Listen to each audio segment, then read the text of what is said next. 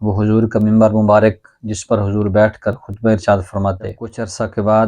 آقا کے لیے ایک نیا ممبر تیار کیا گیا۔ حضور خطبہ ارشاد فرمانے کے لیے اس پر جب تشریف فرما ہوئے، جو لکڑی کا خشک تنا تھا، حضور کی جدائی، حضور کے فراق، حضور کے عشق میں سسکیاں لینے لگا اور آہیں بھرنے لگا اور رونے لگا۔ تو صحابہ فرماتے ہیں کہ یہ کوئی فرضی یا خیالی رونا نہیں تھا، بلکہ اس کے رونے کو ہم نے اپنی آنکھوں سے بھی دیکھا اور اس کی آواز کو کانوں سے بھی سنا۔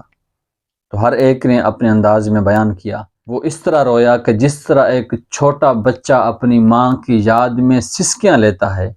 تو کھجور کا خشک تنا حضور کی جدائی میں اسی طرح سسکیاں لیا کرتا تھا۔ حضرت امام حسن بصری فرماتے ہیں کہ حضور کے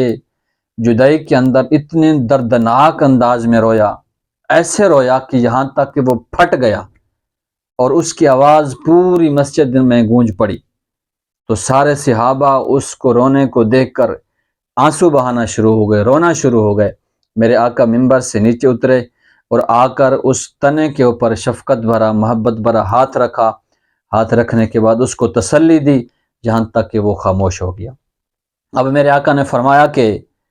اگر تو چاہتا ہے تجھے اپنی جگہ پر کھڑا کر کے پھر سے تر و تازہ کر دوں، تیرا پھل لگنا شروع ہو جائے، یا تو یہ چاہتا ہے کہ تجھے جنت میں دوبارہ میں لگا دوں۔ عرض کہ یا رسول اللہ، میں جنت میں جانے کو ترجیح دیتا ہوں۔ اس کے بعد میرے آقا پھر ممبر پر تشریف فرما ہوئے۔ اللہ کی حمد و ثنا کرنے کے بعد حضور نے فرمایا، قسم ہے اس رب کی، یہ کھجور کا خشک تنا اللہ کے محبوب کی جدائی اور فراق میں رو رہا تھا، اگر میں ممبر سے اٹھ کر اس کو تسلی نہ دیتا، اس کو چپ نہ کرواتا، تو یہ قیامت تک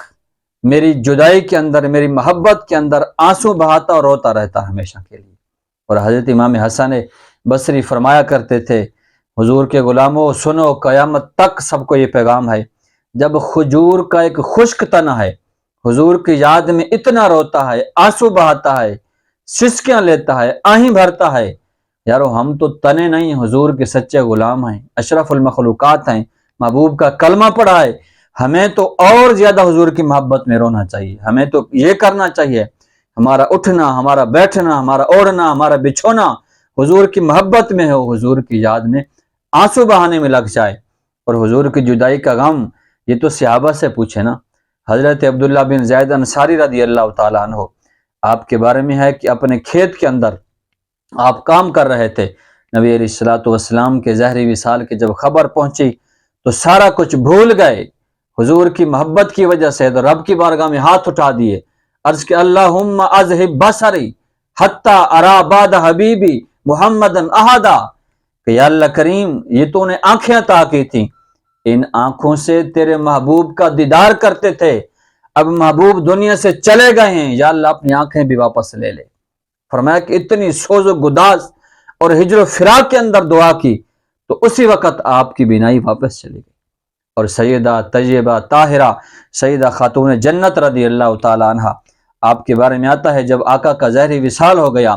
آقا کے روضے پر حاضر ہوئیں اور آ کر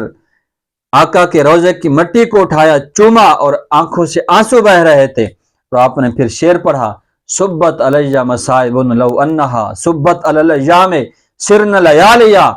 فرمایا کہ اے محبوب کے غلاموں، حضور کے بعد، حضور کے چلے جانے کے بعد جو دکھ اور تکلیف مجھ پر آئیں، مصائب و آلام مجھ پر پڑے،